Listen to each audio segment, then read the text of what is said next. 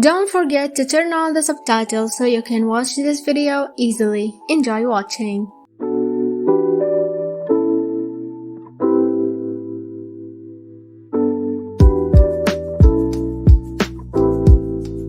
السلام عليكم، أهلا ومرحبا يا أصدقاء. بتمنى إنكم بخير وإنتوا عم تشوفوا فيديو اليوم، وإذا ما كنتوا بخير لا تقلقوا فالقادم أجمل. إذا كنتوا بتتابعوني لأول مرة فأهلا فيكم بعالمي. أنا سنة وهذه قناتي قناة بلايتستراي. بهالعالم رح أقدم لكم محتوى عن تعلم اللغات، الجورنال، مراجعات الكتب وغيره كتير.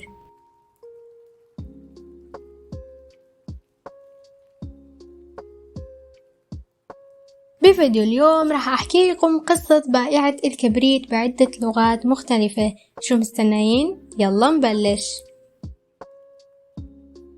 كان يا مكان وفي قديم الزمان وفي آخر مساء من العام، حيث كان البرد قارصا للعيان، تساقطت الثلوج وبدأ الظلام يخيم على المكان. وفي قلب هذا البرد والظلام كان هنالك فتاة صغيرة مسكينة مرت عبر الشارع بلا غطاء يغطي رأسها أو حذاء يحمي قدميها. عندما غادرت المنزل كانت تنتعل خفين كانا حقيقيين، لكن ما فائدة ذلك؟ لقد كانا خفين كبيرين جدا، واللذان ما زالت تنتعلهما والدتها حتى اليوم. كانا كبيرين للغاية، والفتاة الصغيرة أضاعتهما بينما كانت تجر أقدامها في الشارع عندما اجتازتها مركبتين بسرعة مخيفة. لم تستطع العثور على أحدهما حيث لا أثر له، أما عن الآخر فقد أمسكه ولد صغير وفر به هاربا، ظنا منه بأنه سيكون مفيدا لاستغلاله كمهد عندما يحين الوقت الذي سيصبح لديه أطفال. لذا مشت الطفلة الصغيرة حافية القدمين، والتي قد احمرتا وازرقتا جراء البرد. لقد كانت تحمل كمية من أعواد الثقاب على مئزر صغير، وحزمة منها كانت تحملها في يدها، حيث لم يشتري أحد منها طوال اليوم، ولم يجود عليها أحد بقطعة نقدية واحدة. زحفت إلى الأمام وهي ترتعش من البرد والجوع. صورة من الحزن جسدتها هذه الطفلة الصغيرة المسكينة. غطت رقائق الثلج شعرها الطويل الجميل، والذي ينتظم على شكل ضفائر جميلة حول رقبتها، والذي لم تلحظ جماله يوما. كانت الشموع تتلألأ من جميع النوافذ، وكانت رائحة الإوز المشوي شهية للغاية، فقد كانت عشية رأس السنة.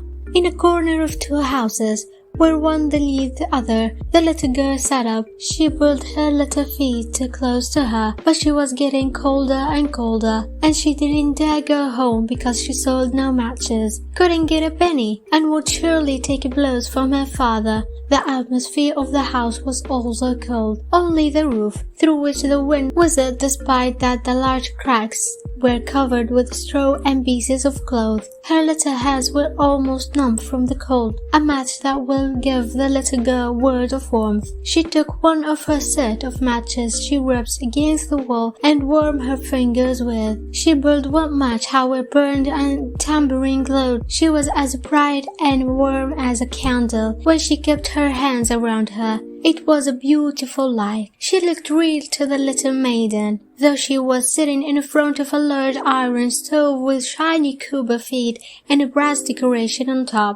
It caught fire with the same glowing effect. The blaze had become warm enough to delight the heart of the little girl, who had extended her feet to warm them too, but the little flame had gone out. The stove has disappeared, and all that was left of her was the remnants of the burnt loot in her hands.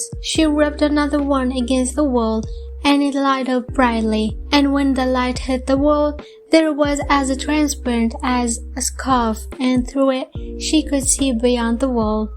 Sobre la mesa había un mantel blanco como la nieve y encima un hermoso juego de mesa de barro. El olor a gansos asados con el relleno de manzanas y ciruelas secas. Y la pobre niña no tenía nada más que imaginarse a los gansos saltando del plato, acurrucados en el suelo con un cuchillo y un tenedor incrustados en él, en su pecho hasta que alcanzó a la pobre niña. Entonces el partido se apagó y no Aparicio, excepto la pared gruesa, fría y húmeda. La niña enciende otra cerea. Ahora está de pie bajo el árbol de Navidad más hermoso de todos los tiempos. Era todavía más grande y más ornamentada que la puerta de cristal que había visto en la casa del rico comerciante.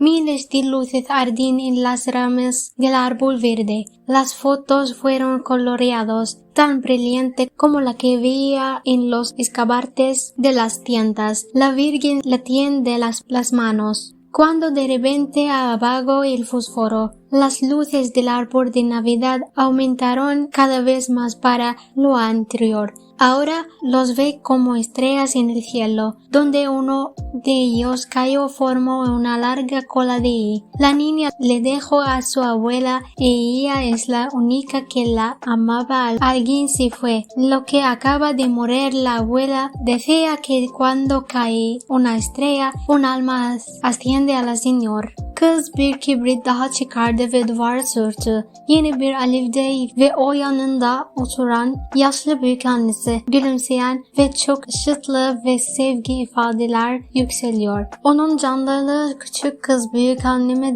beni de götür diye bağırdı. Yandığında uzaklaşırsın kibrit çubuğu. İlk bir soba gibi, lezzetle bir doldurmuş gaz gibi.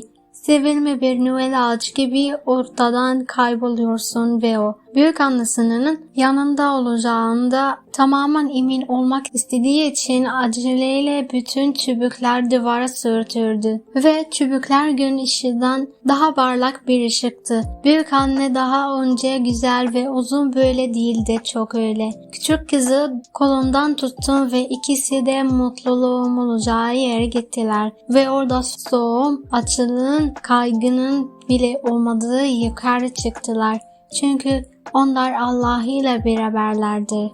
Ama kışide, şafağın en soğuk saatinde, zavallı kızı kıpkırmızı bir şekilde oturdu.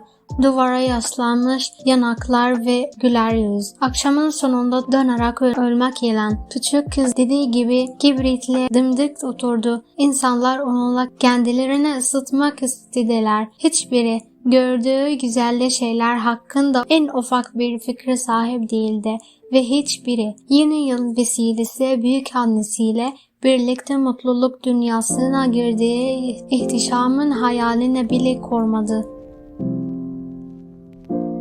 وبهيك بنكون وصلنا لآخر الفيديو. بتمنى إنه حكايتنا لليوم عجبتكم. اكتبولي تحت بالتعليقات إذا بتحبوا إني أحكي قصص أكتر بأكتر من لغة وأي قصة بتحبوا إني أحكيها. لا تنسوا تشتركوا بالقناة إذا ما كنتوا مشتركين، فعلوا زر التنبيهات ليوصلكم كل جديد، وشاركوا القناة مع كل اللي بتحبوهن.